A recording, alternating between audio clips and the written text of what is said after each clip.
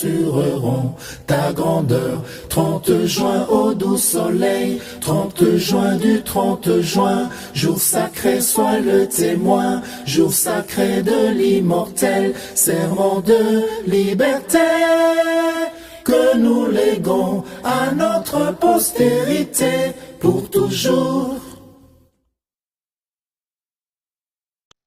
Bonsoir, chers membres, chers compatriotes de la grande famille CCFC. Donc voilà, nous sommes à l'heure pour notre séance d'échange scientifique.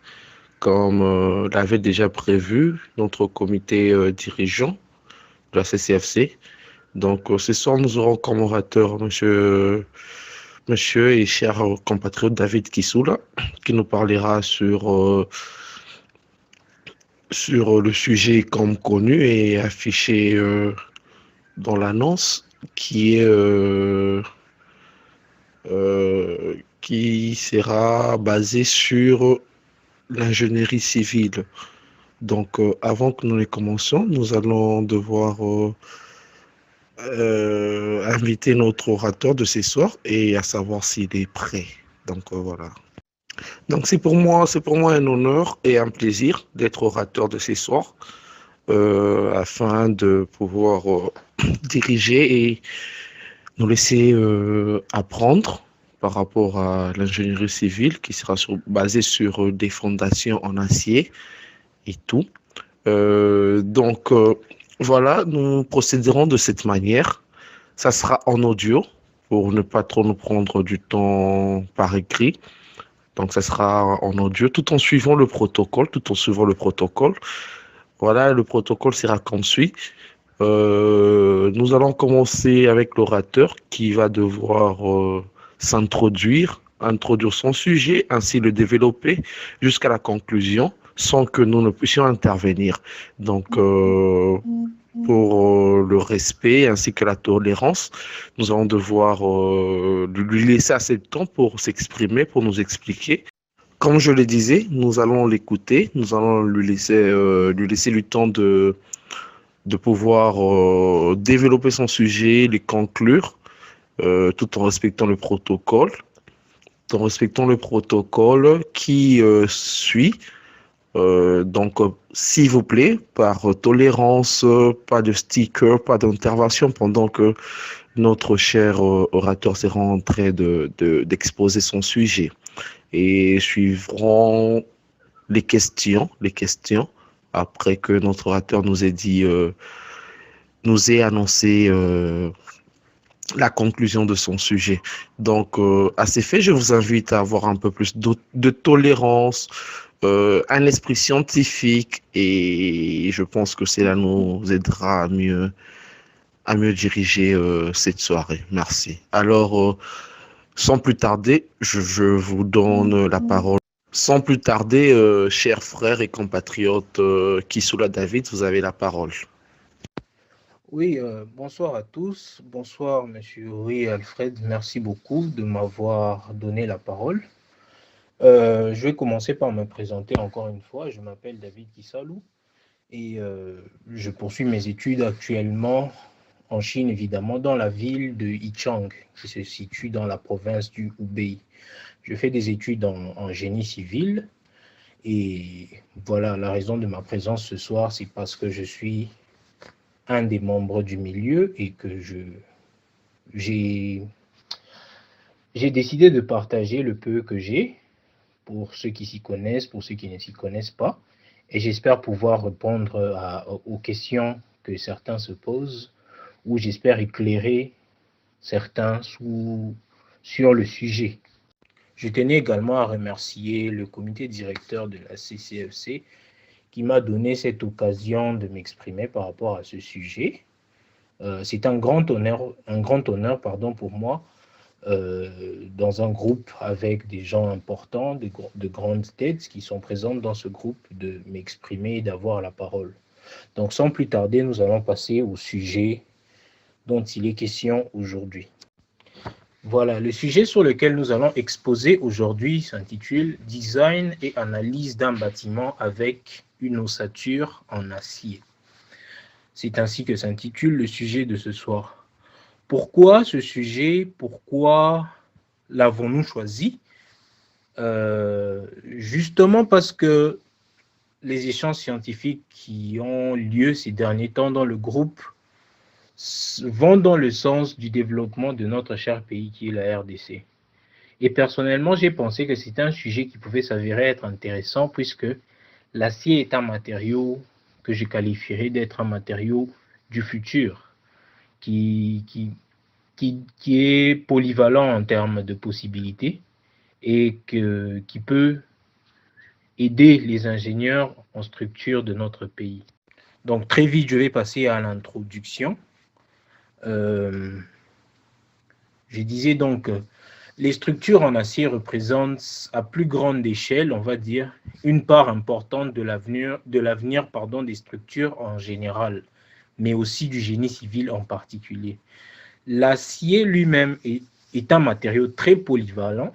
Dans le domaine de la construction, il est pratiquement indispensable, un must-have, dans les différentes propriétés à la fois en traction et en compression. Par traction, je veux bien sûr parler de la tension, en rigidité, ductilité, font de ce matériau le matériau du présent et du futur dans le domaine des structures. L'acier n'a pas toujours été fortement utilisé dans les premiers âges de l'architecture, du génie civil, de la construction en général. C'était un matériau très peu maîtrisé, très peu connu, surtout que c'est un alliage, donc il fallait déjà trouver cet alliage. Et quand cela a été fait, ça a été une avancée significative dans le milieu de la construction. Parce que comme je l'ai dit précédemment, c'est un matériau indispensable. Donc nous allons rapidement passer aux points importants de ce qui font que l'acier soit ce qu'il est dans le domaine de la construction. Donc, qu'est-ce que l'acier? Certains se poseront cette question. On entend souvent parler de l'acier, mais bon, que sait-on vraiment à propos de l'acier? C'est ce dont je vais parler aujourd'hui. L'acier est un alliage. C'est un alliage, ça veut dire que ce n'est pas un métal d'origine, mais c'est un métal qui est issu de la combinaison de plusieurs autres éléments, principalement des métaux. Les principaux constituants de l'acier sont le fer et le carbone, couplés à d'autres éléments parfois, mais pas nécessairement. La quantité de carbone dans l'acier peut aller de 0,2% à 2%, 3, 4, 5, car c'est un constituant déterminant de l'acier, juste. Je parlais du carbone dans l'acier. Le carbone est ce constituant qui permet à l'acier de diminuer ou d'augmenter sa résistance, sa force. Donc, plus il y a de carbone dans cet alliage qui est l'acier, plus celui-ci a tendance à être solide, résistant. Mais il perd aussi certaines capacités comme celle à se déformer plus facilement, la déformation, la ductilité. Voilà.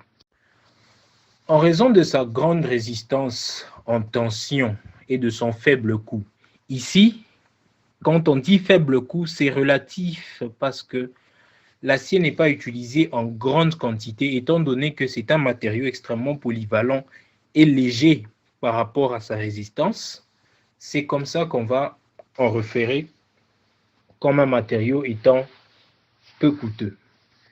Donc, c'est un matériau qui est utilisé dans pratiquement tous les domaines d'ingénierie, les infrastructures, les bâtiments, les machines, les appareils et même les armes.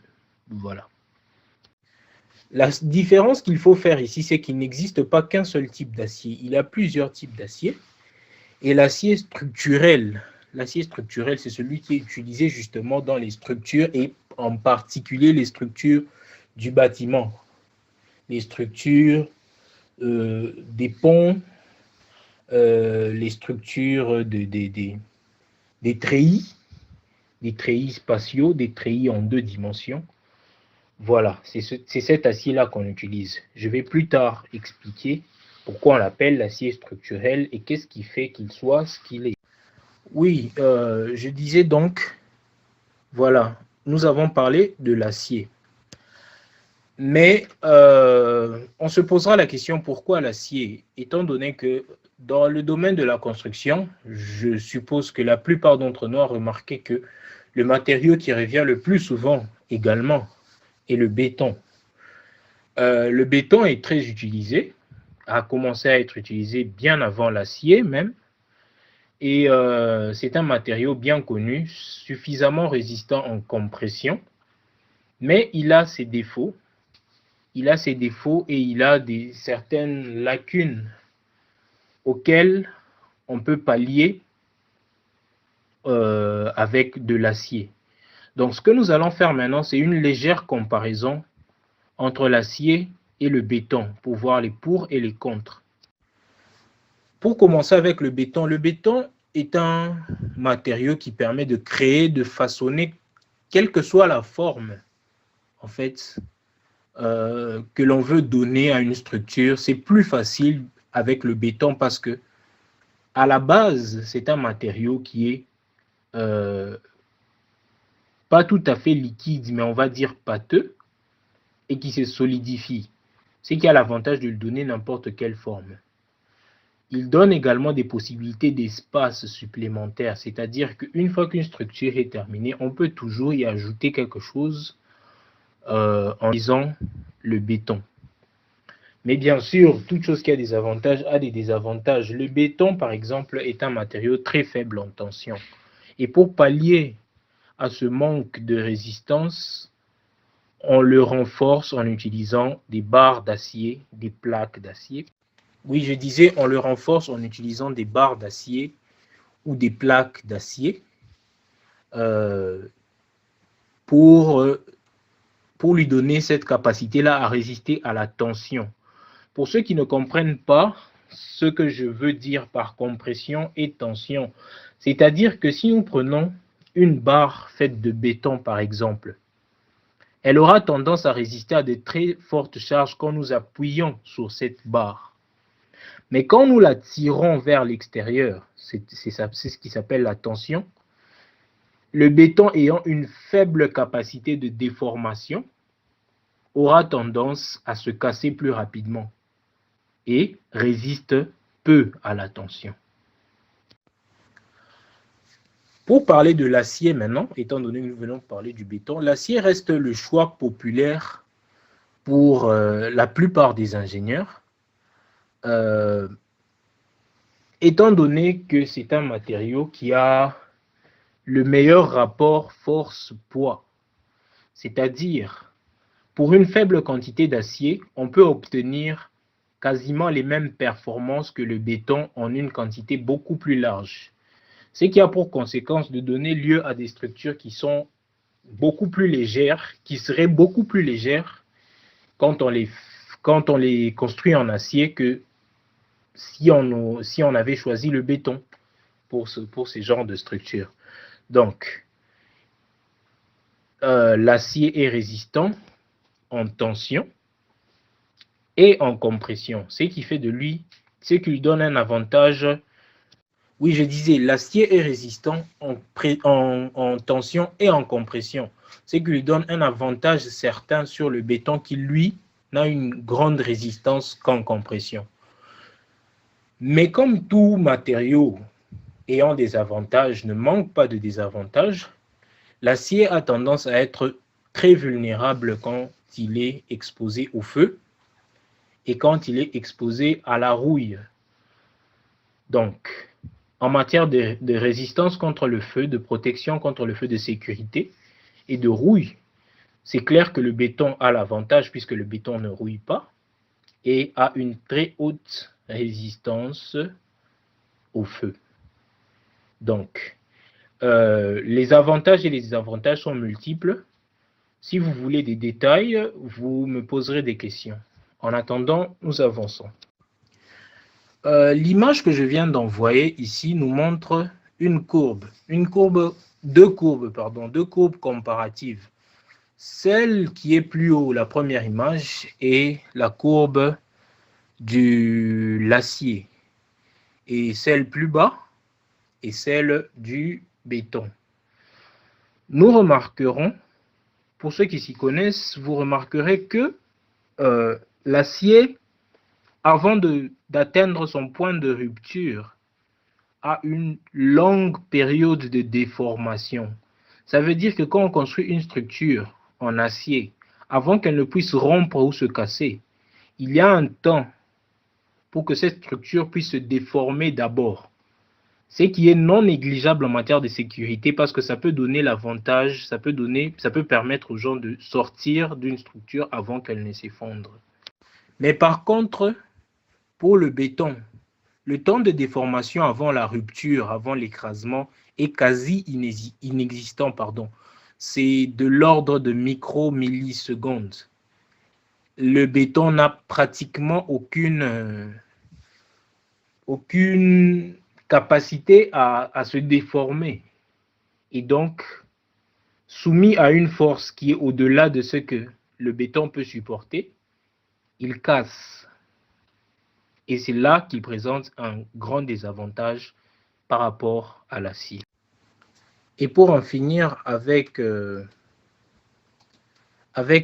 béton et l'acier, sur l'image que je viens d'envoyer, on remarque que en densité, c'est-à-dire par rapport à son poids relatif, le béton est plus léger que l'acier, certes, mais pour le reste, il n'a quasiment que des désavantages. En compression, il est plus faible. En tension, il est plus faible. Il n'a pratiquement pas de capacité à se déformer. Il est simplement plus fort à résister à la chaleur. Voilà. Donc, c'était ça pour la petite comparaison entre le béton et l'acier. Allons donc passer maintenant au point du design et de l'analyse. Mais avant de parler des étapes, nous allons faire une petite explication de ce qu'est le design et l'analyse. Si on doit définir ces deux étapes, si l'on préfère, séparément ou ensemble, on dira que c'est une combinaison d'art et de science. Un travail très créatif basé sur des jugements d'ingénierie et des principes scientifiques. Qu'est-ce qu'on entend par là?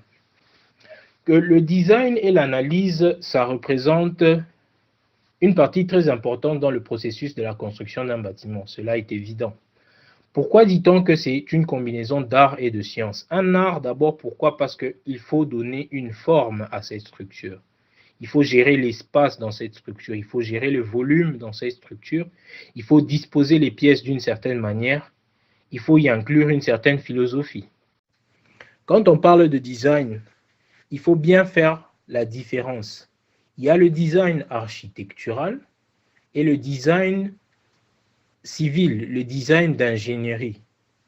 Ce n'est pas qu'un seul type de design. Quand on parle de design architectural, le design architectural se référera plus à la gestion de l'espace, à la gestion des dimensions, à la sélection peut-être des matériaux préliminaires, au dimensionnement, et ainsi de suite. Cette tâche peut être accomplie de prime abord, en premier lieu par un architecte, et c'est préférable que cette tâche soit accomplie par un architecte d'abord, mais il s'avère que dans certains cas, des ingénieurs civils, cette tâche doit être accomplie par un architecte en premier lieu, mais il s'avère que dans certains cas, des ingénieurs civils spécialisés en structure s'occupent de cette tâche. Pour des bâtiments dont le design ne nécessite pas une expertise élevée dans le design architectural, un ingénieur civil peut s'occuper du design architectural, du dimensionnement, de la répartition des pièces, et ainsi de suite. Mais quand on passe au design structurel, c'est-à-dire quand il s'agit de donner des dimensions aux membres, des dimensions détaillées, parce que ces membres vont devoir porter une charge, apporter cette charge jusqu'à la fondation, être disposés d'une certaine manière. Là, c'est la tâche de l'ingénieur civil. Mais dans certains cas également, des architectes ayant des connaissances suffisamment poussées dans les principes du génie civil peuvent s'en occuper également. Oui, je disais, cette tâche doit être accomplie par un architecte en premier lieu, mais il s'avère que dans certains cas, des ingénieurs civils spécialisés en structure s'occupent de cette tâche. Pour des bâtiments dont le design ne nécessite pas une expertise élevée dans le design architectural, un ingénieur civil peut s'occuper du design architectural, du dimensionnement, de la répartition des pièces, et ainsi de suite. Mais quand on passe au design structurel, c'est-à-dire quand il s'agit de donner des dimensions aux membres, des dimensions détaillées, parce que ces membres vont devoir porter une charge, apporter cette charge jusqu'à la fondation, être disposés d'une certaine manière. Là, c'est la tâche de l'ingénieur civil. Mais dans certains cas également, des architectes ayant des connaissances suffisamment poussées dans les principes du génie civil peuvent s'en occuper également. Donc, comme je le disais tout à l'heure, il ne faut pas mélanger les deux types de design, c'est deux étapes bien différentes. L'étape sur laquelle je vais insister maintenant, c'est le design structurel. Du point de vue d'un ingénieur civil, c'est une des étapes les plus importantes dans une structure parce que c'est ce qui détermine la durée de vie de la structure, la résistance aux charges, la sécurité des habitants ou des personnes qui vont utiliser cette structure. Donc, si le design structurel est mal effectué, c'est dangereux et très peu sécuritaire. Donc, voilà. On se sert de plusieurs connaissances mécaniques, de plusieurs connaissances en structure pour réaliser cette étape importante dans la construction d'un bâtiment. Pour ce qui est du design, puisque je n'ai pas encore attaqué la partie de l'analyse, étant donné que nous sommes en Chine et que certains d'entre nous font leurs études ici également en génie civil, je vais donner quelques codes. La liste n'est pas exhaustive. Certes, il y a beaucoup plus de codes à utiliser, mais celles-là sont les plus fréquentes quand on effectue le design d'un bâtiment. Il y a d'abord le code de design pour les bâtiments de génie civil. En anglais, Codes for Design of Civil Buildings. Deuxièmement, le code de design des structures en acier. Code de design des structures en acier. Code for Design of Steel Structures. J'aimerais dire un petit mot par rapport au design des structures en acier. Qu'est-ce qu'on entend par une structure en acier? Une structure en acier n'est pas forcément un bâtiment en acier ou un bâtiment complètement en acier. Une structure en acier représente l'une des diverses parties d'un bâtiment faites en acier. Ces parties peuvent être une poutre, une colonne, un pavement, un toit, un treillis, et ainsi de suite. Donc, ces différentes structures sont, on va dire, designées suivant certains principes. Prenons par exemple les structures verticales, les membres verticaux, les colonnes. Ce sont des structures qui sont principalement soumises à la compression. Donc, quand on va faire le design de cette structure-là, on va réaliser plusieurs calculs qui permettront de déterminer quelle taille aura ce membre-là, quelle épaisseur aura ce membre-là pour résister à une telle ou une telle autre charge. L'avantage de l'acier, comme je l'ai dit plus haut, c'est que cette colonne va probablement occuper moins d'espace pour la même force d'une autre colonne en béton. Donc voilà, c'est ce qu'on entend par le design. Donc, quand on va d'abord parler du design architectural, qu'est-ce que l'on va faire? On doit savoir qu'on a une limite en termes de surface par rapport aux besoins du client, qu'on a une limite en termes de volume, qu'on a une forme souhaitée venant du client et on doit mettre tout cela ensemble pour donner naissance à des croquis ou à des dessins. C'est vrai, je vais un peu vite, mais on va y arriver. On va arriver aux étapes détaillées du design et de l'analyse. Après, qu'est-ce que j'entends par analyse? Par analyse, c'est la vérification principalement. L'analyse d'une structure, c'est la vérification. On procède à des calculs pour vérifier si cette structure va résister aux différentes charges qui lui seront imposées. Beaucoup se servent de logiciels, certains utilisent les méthodes traditionnelles, mais au final, le résultat doit être satisfaisant pour absolument tous les membres qui constituent une structure avec une ossature en acier. Donc, tant que ces membres ne sont pas, on va dire, sécurisés en matière de dimension, on doit revenir à l'étape du design pour analyser encore de nouveau. Quelque chose d'important que j'ai oublié de préciser, c'est que c'est quoi une structure avec une ossature en acier? On a le droit de se poser cette question puisque c'est le thème même. Quand on dit qu'une structure a une ossature en acier, ça veut dire que le squelette de ce bâtiment, par le squelette, on entend les colonnes, les poutres, principalement les colonnes et les poutres, qui sont faites en acier. Et c'est ces membres-là qui vont supporter la charge et la transmettre à la fondation.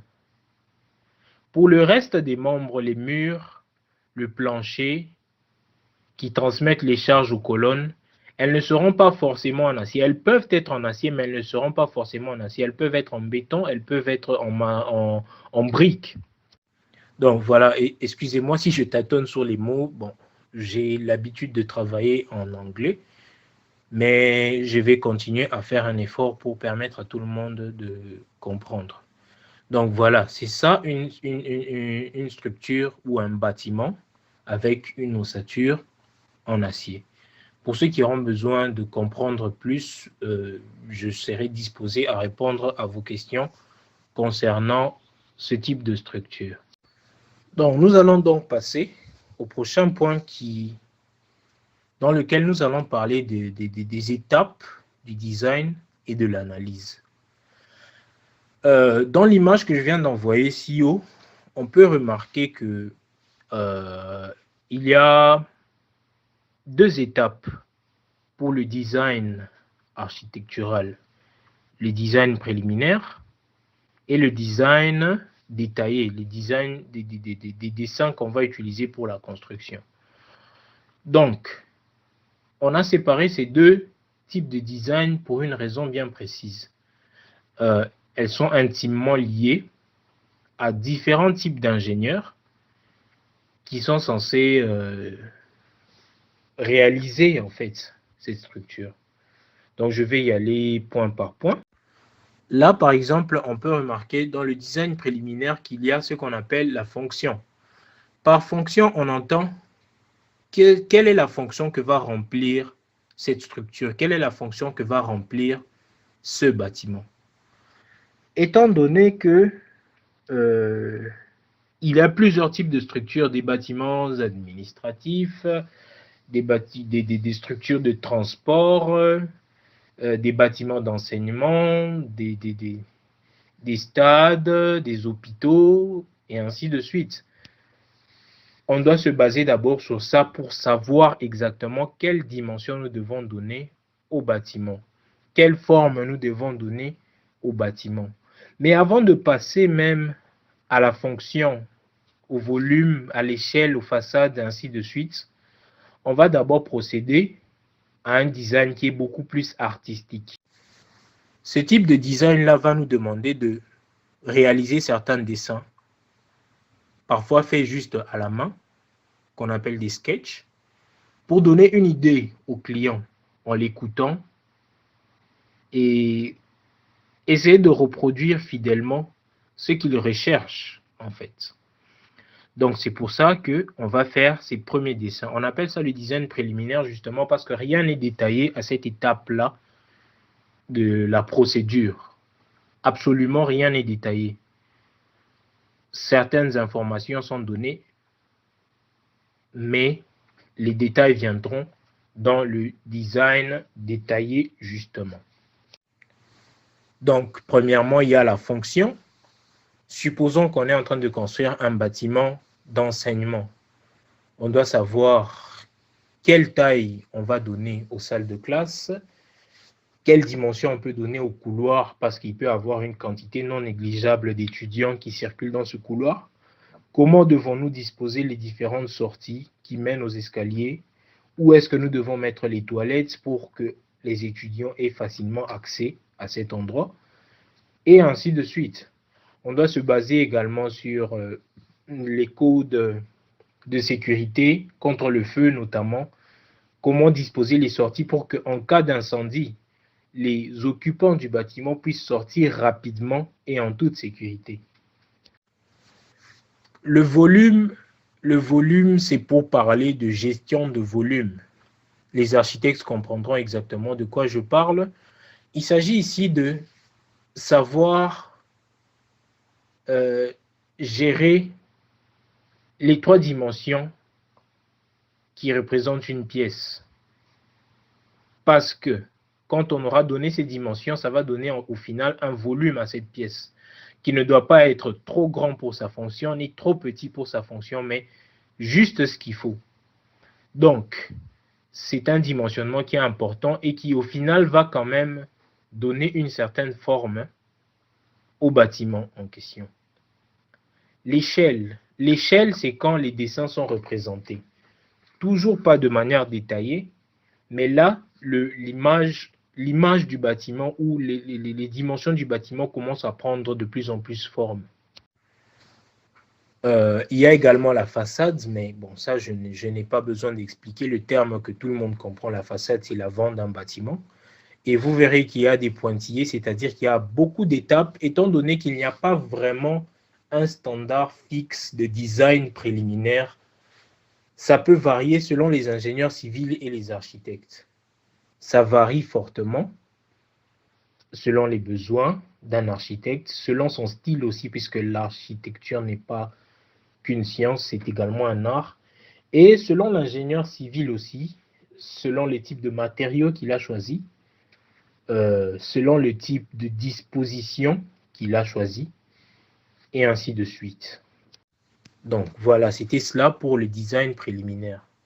Ensuite, nous passons au design détaillé. Là, vous voyez, c'est écrit Construction Drawing Design. Donc, cette image n'est pas vraiment fidèle aux étapes, étant donné qu'avant d'arriver aux dessins de construction, qui sont des dessins assez particuliers, il y a des dessins détaillés de la structure, qui ne serviront pas forcément à la construction, mais qui sont quand même détaillés. Sur ces dessins, on peut voir qu'il y a l'altitude, les coordonnées, les matériaux, l'aération et la structure. Aujourd'hui, nous parlons de la structure qui relève du domaine du génie civil. Et c'est à ce moment-là que l'architecte va faire des dessins détaillés de la structure, mais sur l'image que je viens d'envoyer plus haut, on peut remarquer une structure à droite qui est colorée. On voit plusieurs couleurs. On voit certaines structures qui correspondent à des poutres, à des colonnes. On voit quelques blocs qui correspondent à la fondation et ainsi de suite. Ces différentes couleurs sont là pour représenter les charges et leur influence. Selon les différents types de logiciels qu'on peut utiliser, on remarquera que peut-être là où c'est indiqué en rouge, ça veut dire que une forte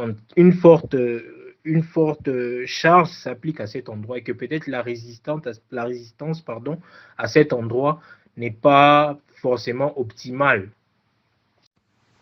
Sur l'image à gauche, on peut voir justement ce qu'on appelle l'ossature. Les membres que vous voyez là seront les membres porteurs. Ce sont les membres qui vont porter la charge et emmener cette charge à la fondation. La manière dont on choisit de les disposer, selon que l'on est expérimenté ou pas, peut définir beaucoup sur cette structure, parce que si on les dispose d'une mauvaise manière, il suffirait qu'un seul de ces membres puisse lâcher pour que toute la structure puisse lâcher.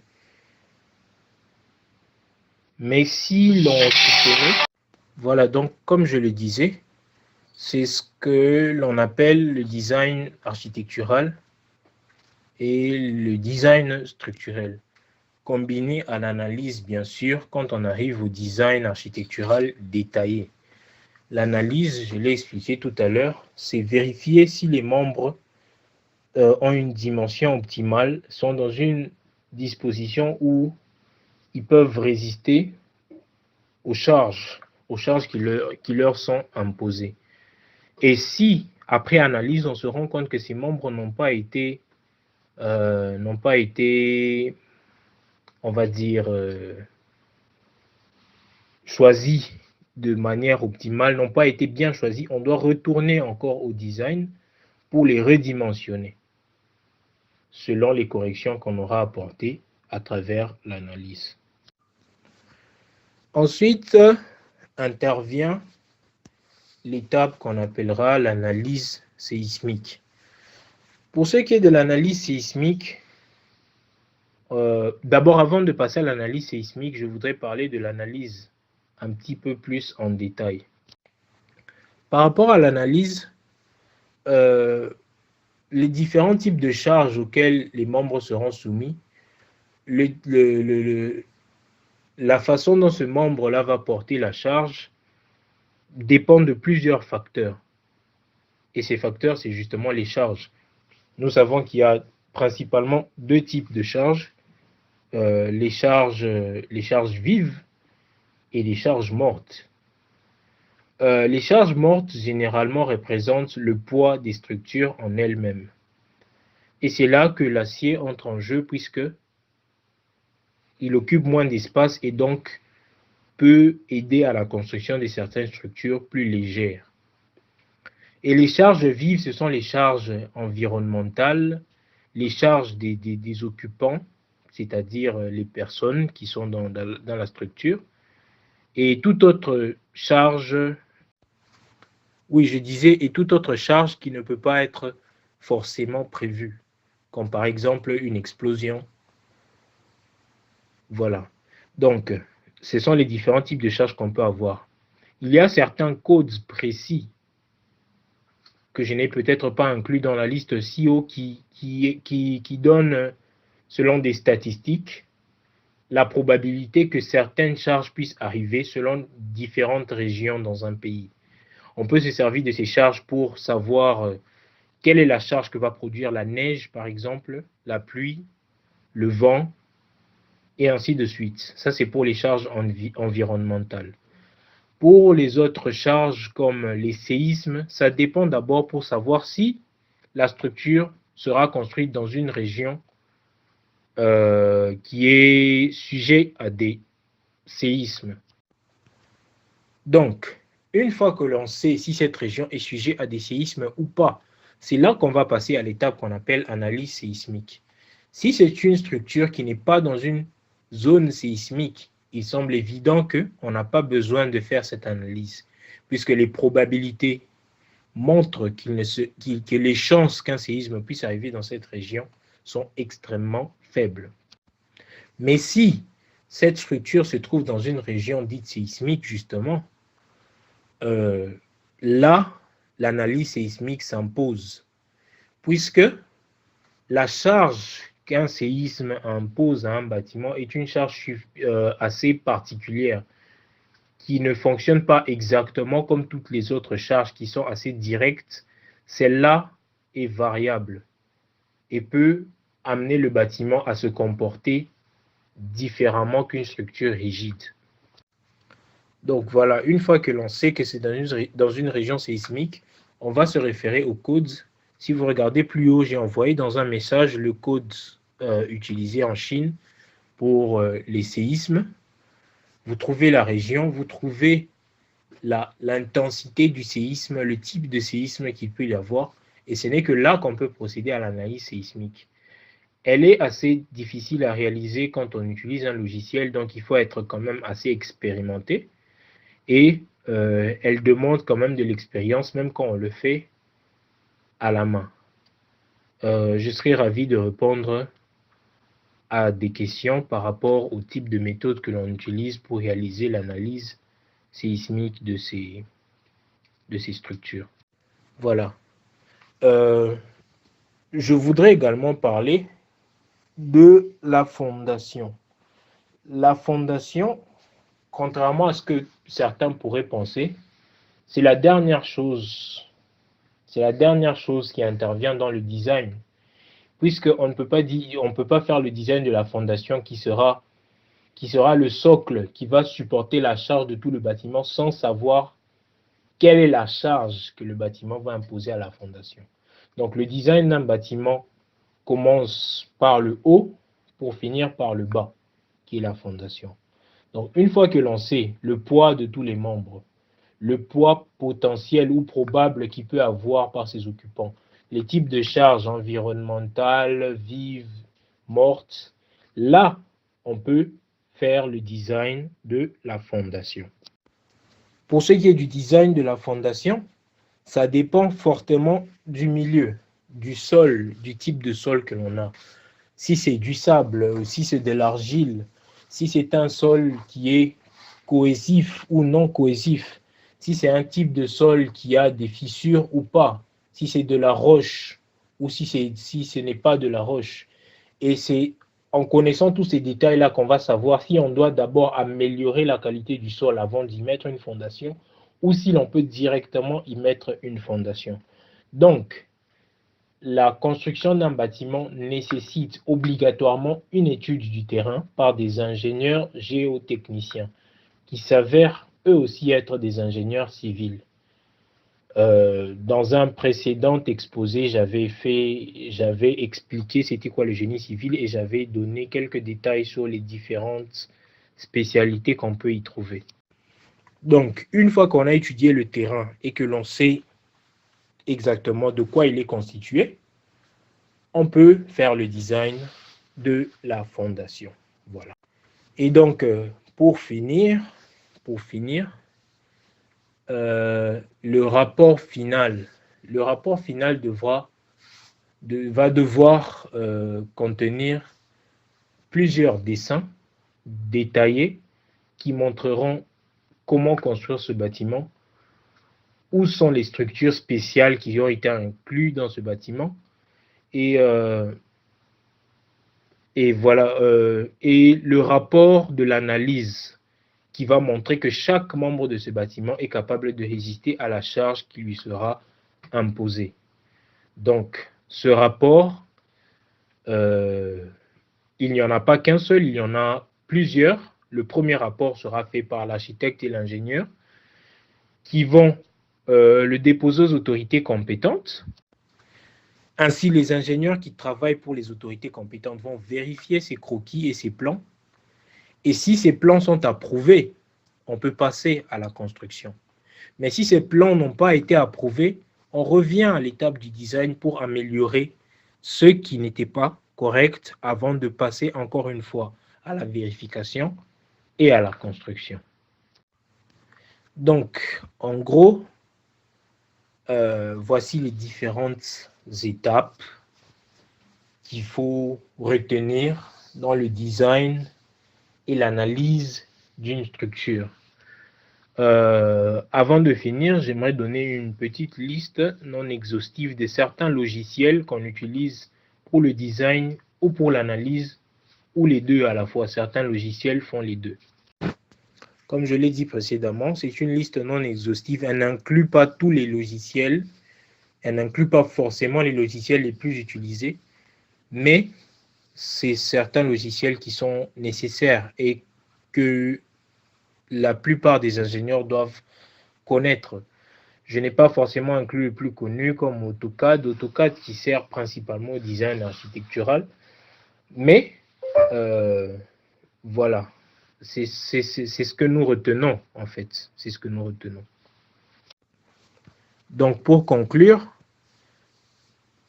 je dirais que l'acier, comme je l'ai dit au début, est un matériau du futur. Dans notre pays, nous ne nous en servons pas beaucoup, à part peut-être pour certaines usines ou certaines structures avec un usage bien précis. Mais nous pourrions l'inclure dans les structures de tous les jours, les écoles, les bâtiments administratifs, les hôpitaux et ainsi de suite. Et si on y met beaucoup d'énergie, on peut s'en servir pour développer notre pays. Nous avons des ingénieurs compétents au pays, nous avons des ingénieurs compétents qui viennent d'ici, de la Chine et d'un peu partout au monde. Et si nous faisons ce qu'il faut, nous développerons nos codes, nous développerons nos recherches et nous pourrons développer le secteur des structures en RDC. Donc voilà, c'était tout pour mon petit exposé. J'espère que j'aurai fait la lumière sur certains points pour ceux qui ne savaient pas. Et je suis tout à fait disposé à répondre aux questions. Et voilà, merci. Monsieur Yuri Alfred, à vous la parole. Donc voilà, chers membres, à présent, nous avons place aux questions par rapport à ce que venait de nous dire notre compatriote par rapport au sujet. Donc, si vous avez des questions, à vous d'intervenir à présent. Et surtout, merci à l'orateur. Donc, attente de réponse aux questions, s'il y en aura. Donc, voilà, à vous la parole, cher membre. En tout cas, merci beaucoup, mon frère, pour votre présentation. Moi, c'est Billy Kazadi. Je suis aussi dans la construction, je fais génie civil. La question que j'aimerais poser est que quels sont les paramètres qu'on doit prendre en compte quand on construit des structures métalliques pour permettre à ces structures de résister par rapport aux dégâts, par exemple la déformation, parce que les structures en acier, l'acier peut facilement se déformer et puis aussi par rapport au feu, quoi, la résistance au feu, qu'est-ce qu'on peut mettre en compte pour que les structures métalliques puissent résister au feu et souvent aussi à la déformation. Oui, merci beaucoup, mon frère Billy, pour ta question.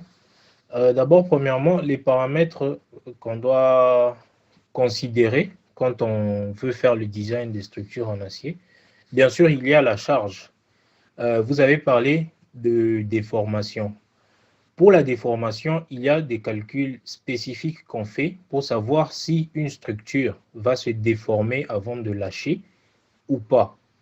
Et on doit déterminer en fait quelle est la limite jusqu'où la structure peut supporter la charge avant de commencer à se déformer. Et dans les cas où on ne peut pas pallier à cette déformation-là, on ajoute ce qu'on appelle des renforcements, des barres d'acier de renforcement. Pour les barres qui sont par exemple en forme de H, on ajoute des renforcements pour pallier justement aux déformations. Et pour ce qui est du feu, étant donné que l'acier ne résiste pas au feu, et tout à l'heure vous avez dit que l'acier se déforme facilement, ce n'est pas tout à fait correct, étant donné que avant que l'acier se déforme, il faut qu'il soit soumis à une charge très élevée avant de commencer à se déformer. Et c'est la charge de l'ingénieur de déterminer en fait la charge maximale à laquelle l'acier va commencer à se déformer. Pour ce qui est du feu, oui, je disais, pour ce qui est du feu, on utilise souvent deux méthodes.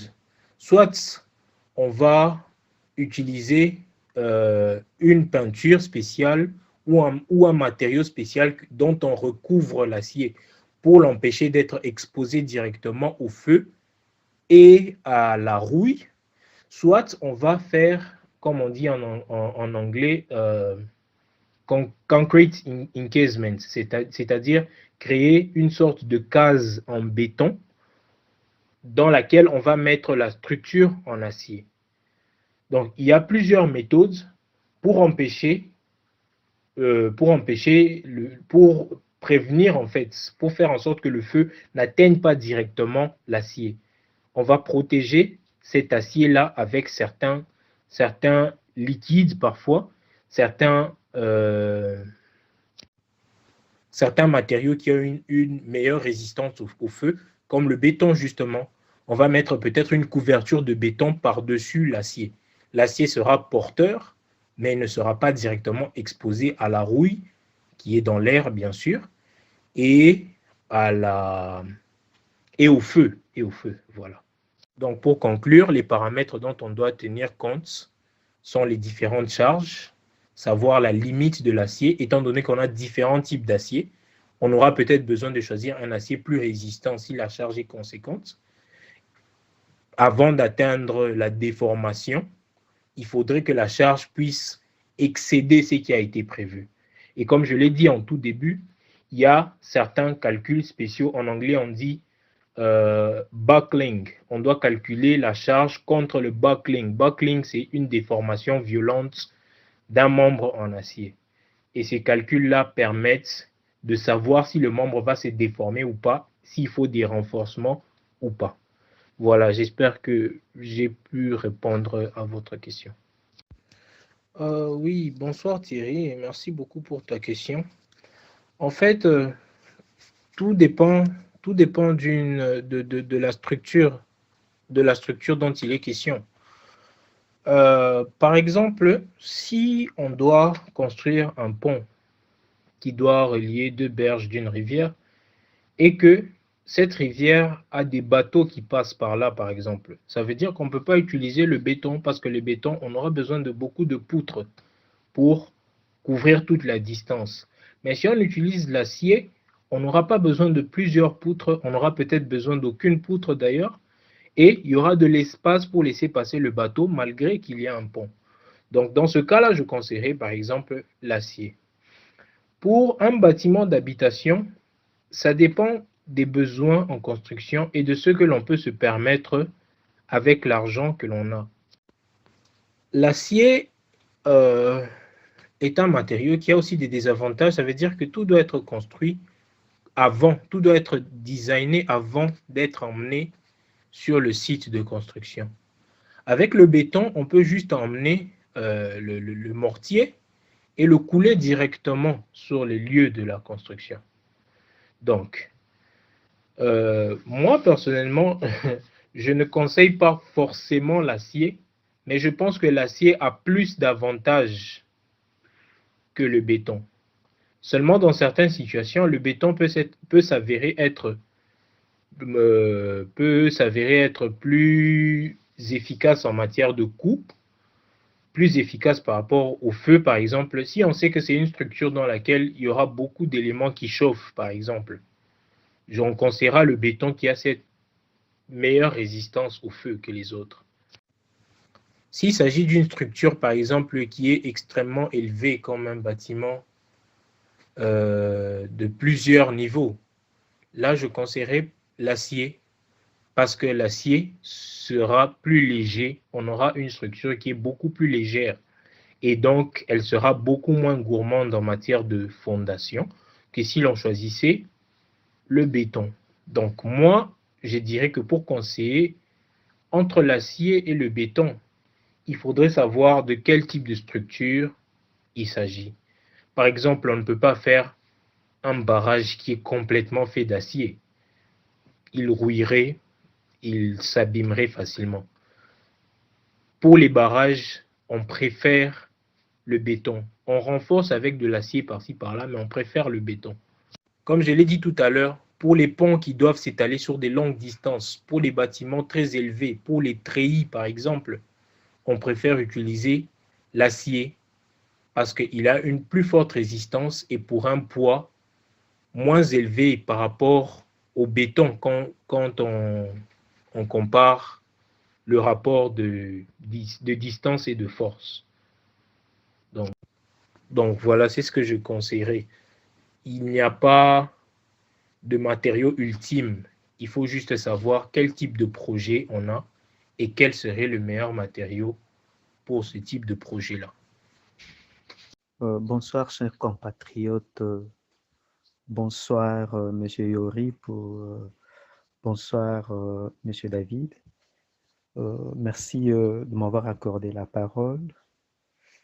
En fait, je préfère passer mes quelques préoccupations qui peuvent être aussi les préoccupations des autres par écrit, justement, afin de gagner le temps. Mais sinon, les moments, c'est pour moi vraiment de féliciter les animateurs de ce soir, notamment les modérateurs et l'orateur, comme je le disais bien avant. Bon, voilà, voici alors mes présentations, en fait mes préoccupations sous forme écrite. Si vous pouvez réagir, peut-être que j'en aurai d'autres s'il n'y aura pas d'autres intervenants dans l'entretien. Merci beaucoup pour ces moments. Oui, merci beaucoup, Président. Je me sens flatté. Pour répondre à vos préoccupations, par rapport à la première question qui est de savoir le coût et la disponibilité sur le marché de l'acier, et si c'est à la portée des Congolais désireux de construire une bâtisse. Pour ce qui est du coût et de la disponibilité, je crois que ce n'est pas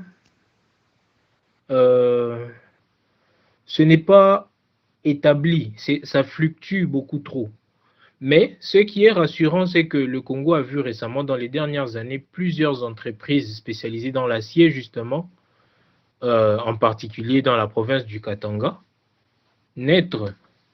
Et chacune de ces entreprises propose plusieurs services par rapport à l'acier. Et comme le fer, si je ne dis pas de bêtises, est un matériau que l'on peut trouver dans le sol congolais, l'acier étant un matériau principalement constitué de fer, bon, c'est un alliage entre fer et carbone. Je pense que c'est quelque chose qui est à la portée des Congolais. Seulement, on devrait faire un effort, le gouvernement devrait faire un effort, et beaucoup de gens devraient s'impliquer dans l'exploitation de ces matériaux afin de profiter pleinement des capacités dont on a besoin par rapport à l'acier. Voilà. Et les potentialités naturelles du marché pour le développement d'entreprises d'acier au Congo. J'en ai parlé quand je répondais à la question précédente. C'est quelque chose qui est en plein boom actuellement au Congo et, comme je l'ai précisé, au Katanga. Et plusieurs entreprises dans les 10 dernières années, voire même les 20 dernières années, se sont petit à petit implantées et sont devenues carrément des forces dans le milieu. Simplement, les gens utilisent plus l'acier comme un renforcement du béton. Mais on n'a pas vraiment cette philosophie-là de s'en servir directement comme des membres d'une structure ou d'un bâtiment. Et je ne pense pas que ce soit par ignorance, mais peut-être par habitude que l'on puisse se tourner le plus vers le béton que vers l'acier. Donc, pour ce qui est des potentialités, je pense qu'elles sont assez élevées, naturelles, parce que les minéraux dont on a besoin pour constituer cet alliage sont présents.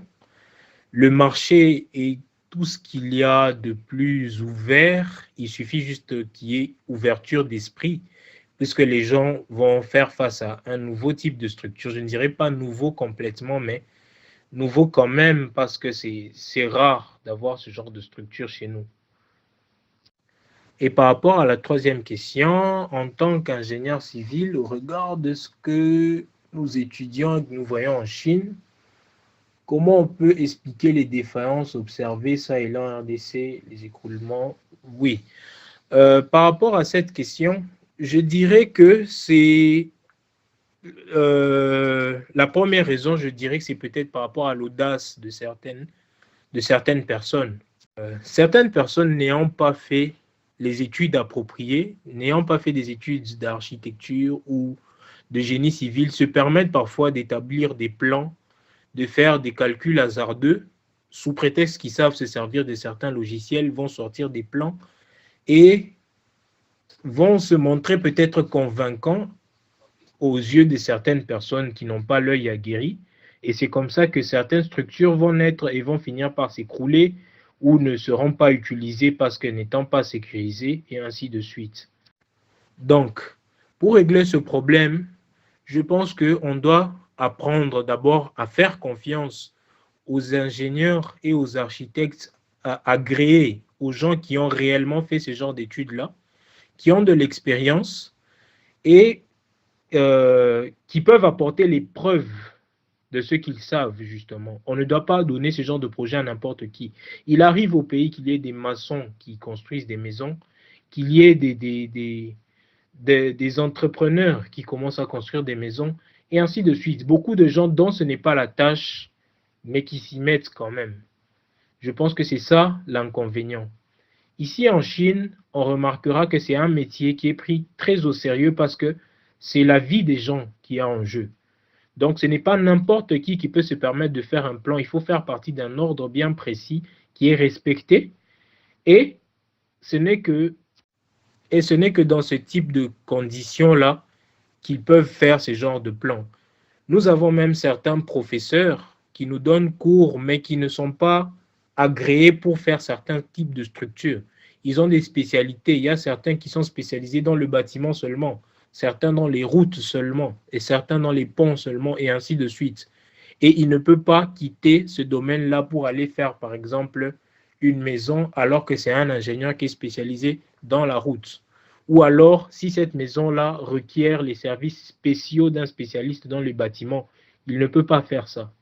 Mais le problème, c'est qu'au Congo, c'est ça le problème, c'est l'audace. C'est l'audace de certaines personnes qui n'ont pas le droit de faire cela.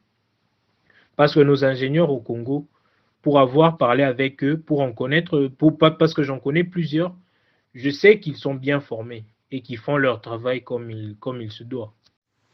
Voilà, j'espère que j'ai pu répondre quand même à vos questions. Si vous en avez d'autres, je suis à votre disposition. Franchement, satisfait des éléments de réponse que vous nous avez fournis. Vraiment, c'est une fierté pour nous que vous représentez, justement au regard de ce que déjà nous venons de vivre ce soir. On sent déjà ce que ça présage comme matière que vous disposez dans les domaines, non seulement à travers de la maîtrise de votre exposé, et même sur le plan technique. C'est vrai que nous avons appris, n'étant pas du domaine. Franchement, on n'a qu'à vous remercier. Mais seulement, c'est cette crainte-là qui nous fait parfois, quand on voit les gens et qui se disent « Oh non, moi j'avais construit les ponts Maréchal, j'ai construit les stades des martyrs. » Vous voyez tout ça? Oh non, Sozacom. Mais c'est peut-être seulement parce qu'il a transporté quelques briques, quelques blocs. Donc voilà tous ces éléments-là. Donc merci en tout cas, on ne peut que vous remercier pour votre intervention.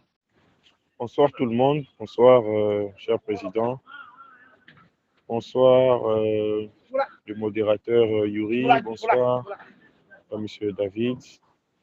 J'ai suivi votre intervention et je suis vraiment content.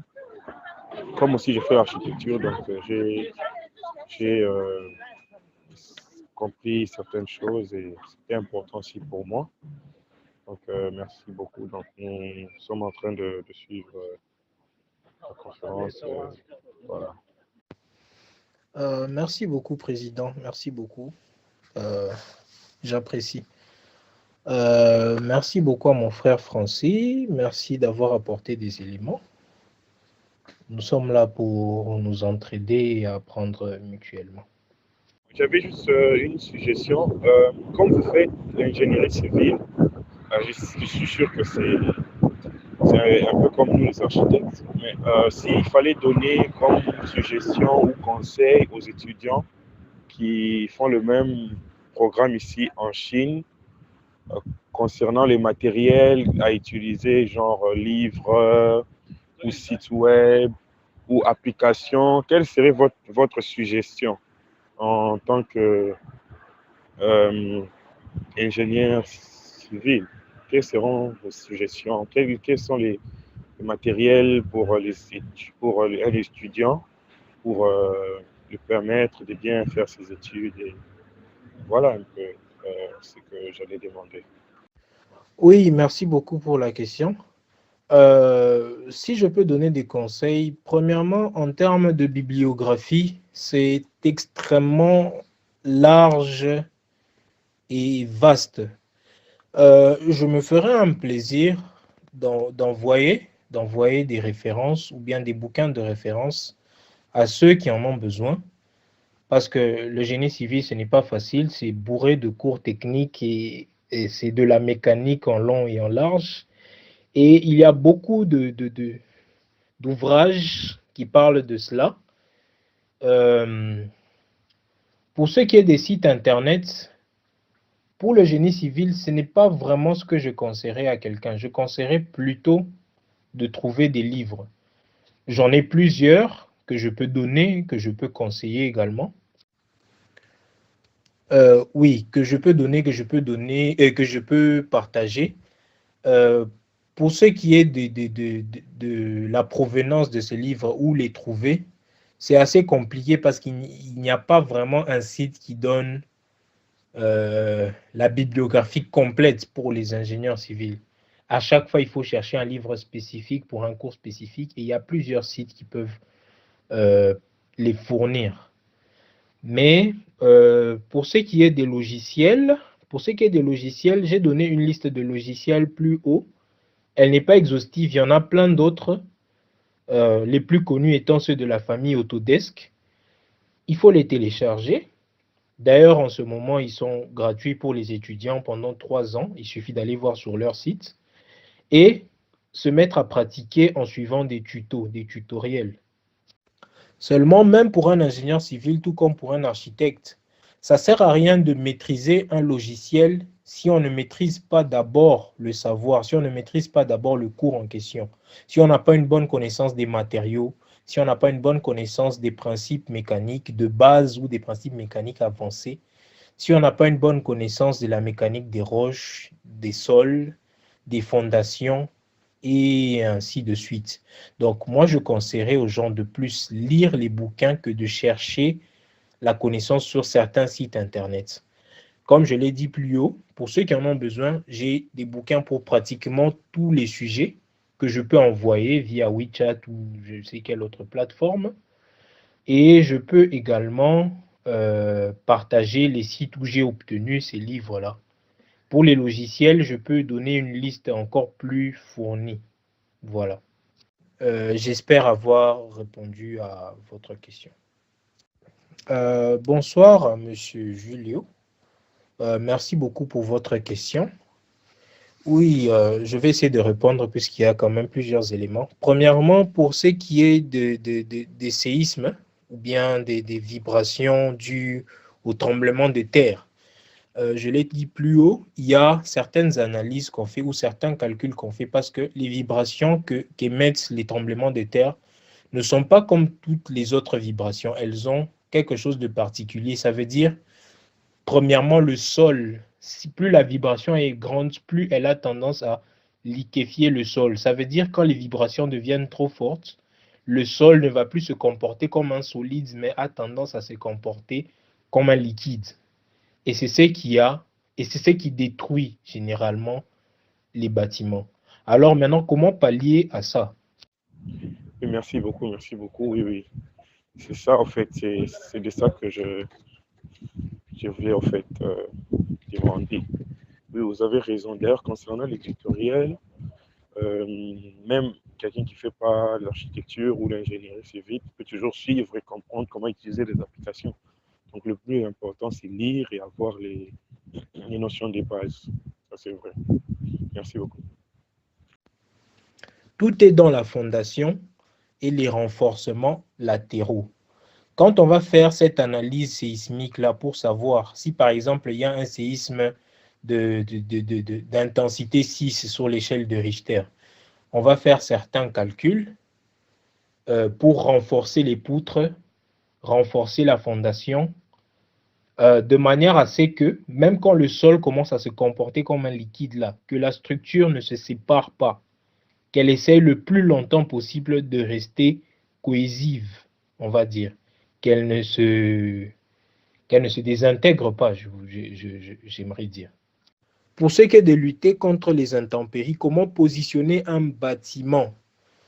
Par exemple, dans une région donnée, si par exemple l'intempérie qui agit le plus dans cette région-là, c'est le vent, si le vent atteint des niveaux très élevés, la manière dont on va construire le bâtiment va faire en sorte que la direction d'où le vent vient souvent, puisque c'est aussi donné, puisque quand on étudie la carte des vents, on peut voir la direction d'où vient souvent le vent. Et on peut faire en sorte que dans cette direction-là, il y ait des renforcements entre les colonnes, entre les poutres. De manière à ce que quand la charge du vent s'applique sur le mur latéralement, les renforcements qu'on a mis là vont conduire la charge à la fondation. Pour les intempéries comme la neige par exemple ou la pluie, là c'est le toit, la position du toit, le type de pente qu'on va mettre sur le toit, l'épaisseur du toit et ainsi de suite. Donc voilà, j'espère que...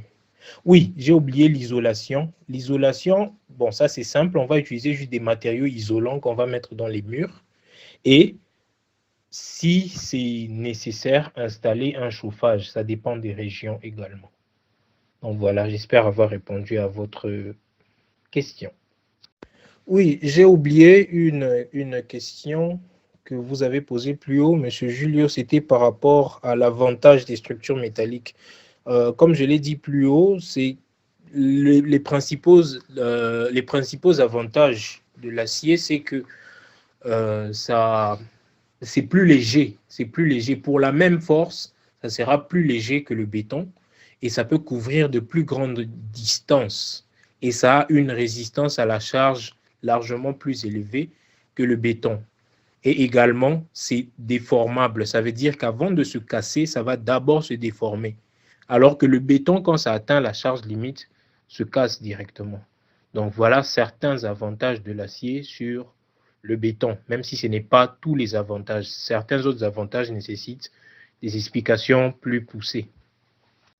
Merci beaucoup, mon frère Marc, pour la question. Donc la question est, quel type de structure, l'acier ou le béton renforcé, est le plus bénéfique pour un pays qui se développe comme le Congo? Je dirais à l'heure actuelle, c'est l'acier. C'est l'acier pour certaines structures. Mais le béton reste quand même un incontournable. Je m'explique dans ce sens où on voit souvent que les pays qui se développent actuellement ont des ponts, ils ont des grands bâtiments, des skyscrapers, ils ont voilà, ils ont toutes sortes de structures, des treillis, des grands stades. Et pour ce genre de structure, si on les veut grandes et qui occupent de grandes distances, il faut l'acier. Pour ce qui est des routes, des barrages, pour un grand pays comme le Congo, c'est indispensable. Et dans ce cas-là, on n'a pas le choix que de recourir au béton. On peut utiliser les bétons pour les routes, on peut utiliser les bétons pour le barrage. Nous avons l'un des fleuves, le deuxième fleuve le plus puissant au monde. Nous avons l'occasion d'avoir plusieurs barrages sur ce fleuve. Si seulement nous pouvions faire en sorte de nous en servir, nous deviendrons une grande puissance.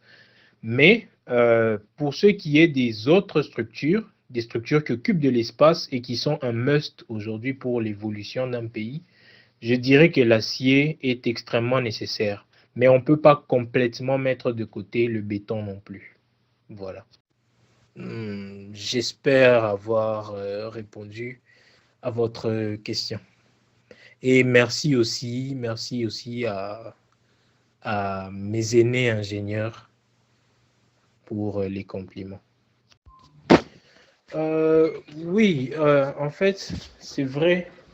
Le béton, les constituants du béton sont là, mais il y a quand même un constituant du béton qui est le plus cher. Et si on regarde le rapport qualité-prix, c'est peut-être plus cher que l'acier, je ne suis pas sûr, mais c'est le ciment. C'est vrai, dans le béton, il y a les aggregates, genre les graviers, il y a le sable, il y a l'eau et tout ça, c'est disponible, mais le ciment n'est pas toujours facilement à avoir dû à son prix. Mais ça revient au même par rapport à l'acier, étant donné que les minerais dont on a besoin pour faire l'acier sont disponibles dans notre sol et que certaines sociétés travaillent ces minerais-là, créent cet alliage-là. Donc en matière de disponibilité, je pense que c'est 50-50.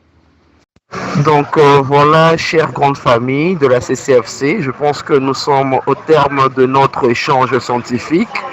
Alors sur ces, nous remercions au nom de du bureau dirigeant de la CCFC, nous remercions notre intervenant de ce soir, qui est David Kissala, ainsi que pour tous ceux qui ont intervenu. Nous vous remercions tous et nous vous souhaitons une très bonne soirée et bonne continuité dans vos universités, dans vos études, dans tout ce que vous entreprenez.